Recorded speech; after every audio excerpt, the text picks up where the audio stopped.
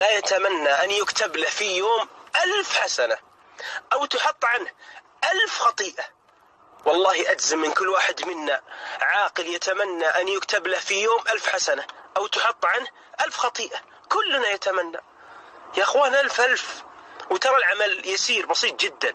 في صحيح مسلم يقول عليه الصلاة والسلام: أيعجز أحدكم أن يكسب في كل يوم 1000 حسنة؟